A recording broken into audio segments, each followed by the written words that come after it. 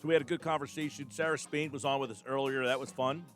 Check out her podcast. She's talking to The Bachelor, Matt James. That's all right up my alley. Maybe not yours, but I'm in. What I'm not in on is his turtleneck. He's got to get a new look. I'm sure Jason Fitz would agree. He's the host of Spain and Fitz with Sarah Spain and Jason Fitz, who joins us now on the Boardwalk Honda Hotline here on the Sports Bash Live on 97.3 ESPN. Jay Fitz, welcome back, pal. How you been? Man, I'm good. How y'all doing? And you had Sarah on, so I'm scared. Whatever she said, probably smart, probably true, but I deny it all. No, but I feel that one of the answers she gave us was a little unclear, so we got to ask you because I think you'll give us the right answer here. The gentleman who wears the white New Balance with the blue N is blank. I mean, like in straight dad mode? I mean, this is the only answer, right? Like straight, I gave up on everything, and I'm there just you go. You gave it. That was it. That was the. See, I believe that they are unaware of the situation, but you and Gil apparently believe that they are committing to this lifestyle. I don't think they know they are. No, the first time that you go like the Kawhi New Balance route, you know that you've taken this step. Like there are certain moments in life you never forget, and the first time that you, like as a kid, you never forget the first time you had to go to the Husky section. If you were like me, fat growing up, you'll never forget when you had to go to that. Like you realize that there's a spot where, like the first time that I ever decided I was going to wear stocks and flip flops at the same time out in public because I just didn't care and my feet needed to be comfortable in the moment, I realized what I was doing. I can't give any benefit of the doubt to the New Balance guy. Like he knows. Yep, he definitely knows. I would just like to go inside the mind of him saying, I know and I don't care. That guy I'm a little worried about. Well, you got to be like really secure that either you are at a spot where you're so madly in love or so invested in a relationship or so rich that it doesn't matter. Like those are the only three ways it works. If you are in love and she condones it, then you have the wrong love.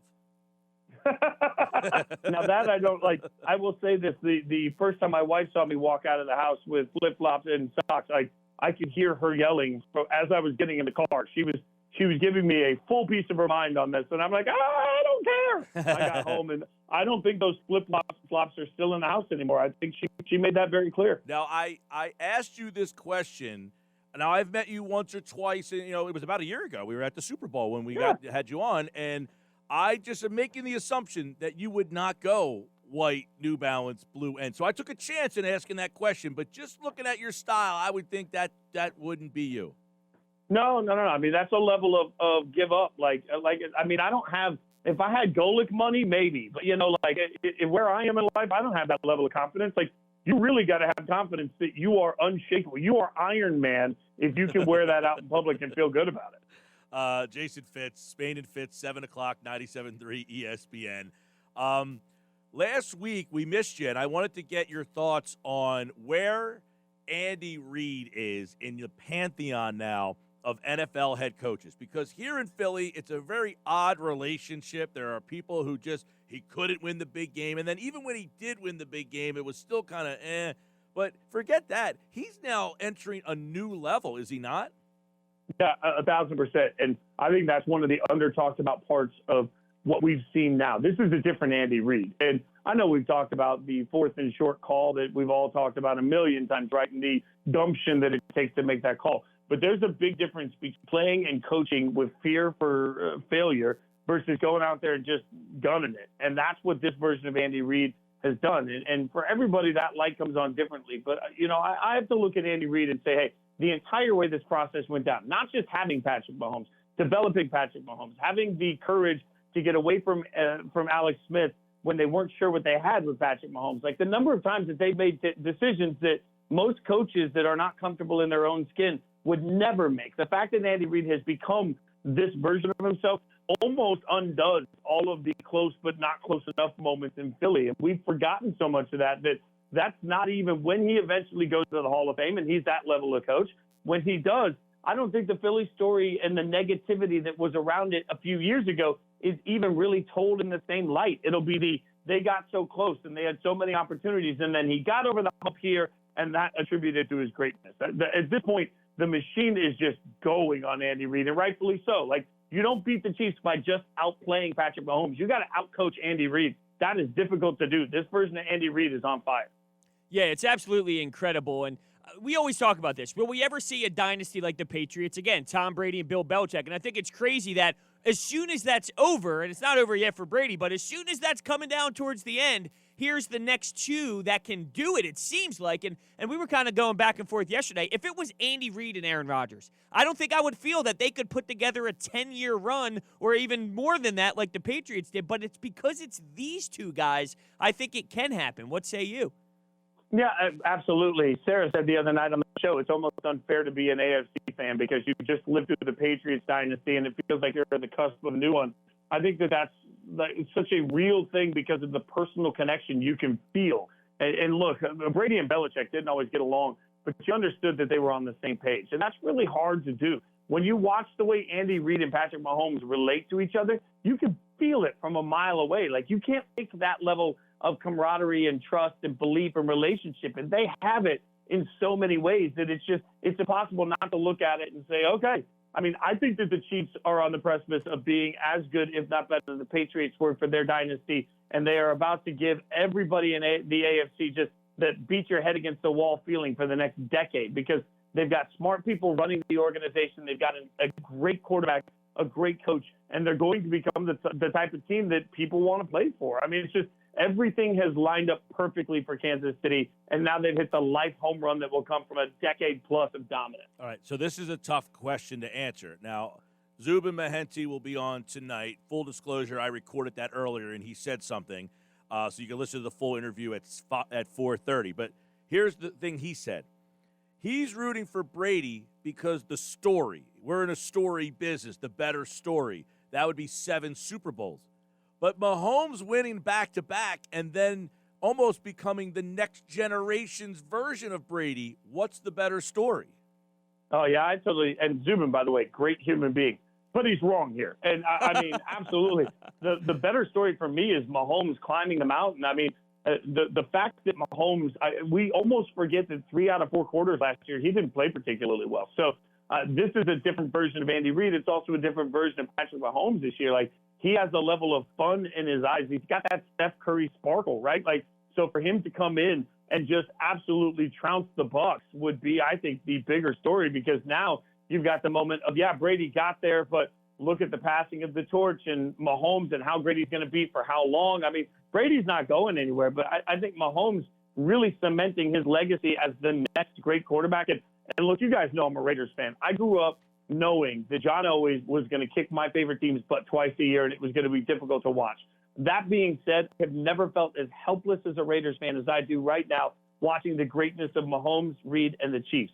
And that's what they're sitting at the cusp of. That's why I think it's a far more interesting story to see them come in. And they come in and just throttle the Bucs, which I don't think is outside the realm of possibility. The level of hype we'll have to what the new dynasty looks like, and then it'll be which dynasty is going to be better when it's all said and done, the Patriots or the Chiefs. Like, we'll go down that rabbit hole for months. That's what's going to start after Super Bowl Sunday. Better story. We all questioned, was it Brady or Belichick? And now that we're seeing, Brady's taking another franchise there. But at what point is it going to get? Like, what does Brady need to do? 3 more Super Bowls, 4 more Super Bowls? And I'm just saying appearances, not so much winning them all. Do we go, wow, maybe Belichick didn't really have, like, as much input as we think to the point where he loses a lot of credit?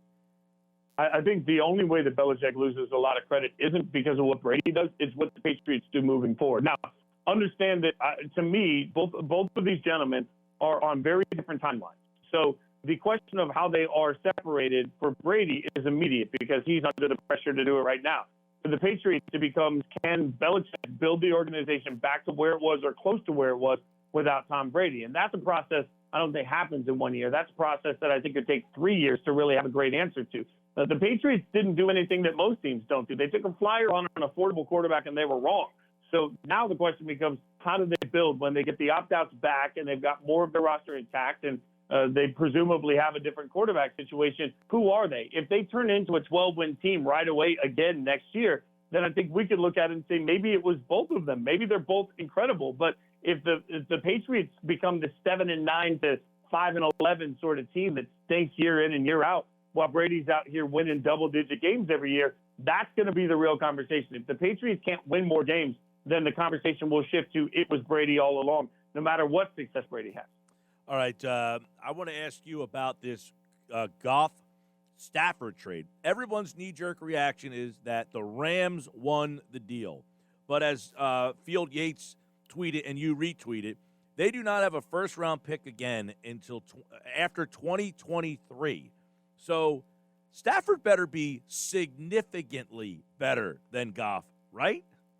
Yeah, you're right. I mean, that's the one thing the Rams have basically said, and this is going to be such a great case study for all of us to watch, because the Rams are telling you we're going to build without a first-round pick. That also tells you they trust their scouting department to find talent in 2nd through 7th rounds, but it also tells you that they're comfortable being right up against the edge of the salary cap because they're going to be paying Stafford while they're paying Aaron Donald. Everybody says you can't do that. Well, the Rams say you can. So I give them a lot of credit for getting out of a bad contract with Jared Goff and getting rid of a quarterback they signed but now don't love. That's not easy to do. But, yes, they're going to have to maintain a level of competitiveness that puts them in the contention to win their division and go to the Super Bowl every year for the next 3 or 4 years for this trade to have worked. And, by the way, they're going to have to not hit that lull while all of a sudden they stink, because the minute they go 6-10 back-to-back years, people will say, well, this is what happens when you don't have draft picks. So they've changed drastically the pressure they're under. And, by the way, Sean McVay managed to get through signing the wrong quarterback with a free pass. If Stafford comes out and isn't great, how much of the shine's going to go on McVay, too? So I think this really changes the pressure that the Rams are under. They don't necessarily have to win the Super Bowl to make it worthwhile. I never say that. But they've got to maintain a very high level of football for the next several years to justify why they did it. How do you think this impacts Carson Wentz and the possibility of trading him? That's a great question, because what they just did is change the market for everybody. So as a Raiders fan, I've been asked a lot today about Derek Carr. Well, the market just went up on Derek Carr because he's got a great contract. Wentz's contract is not necessarily a spectacular one, right? We all know that. But the value now, you've seen 2 first-round picks for Stafford. I mean, if you're Carson Wentz and you're Philadelphia, you're looking at it saying that's the starting point for every deal that we're going to try and get done, because Wentz certainly isn't Goff. Like, Goff is if you watched any of Goff last year and then saw what we saw at the beginning of Goff's career, remember, it was Jeff Fisher was ruining Goff and then McVay saved him. Well, what if Goff hit a ceiling quickly and he really actually just stunk?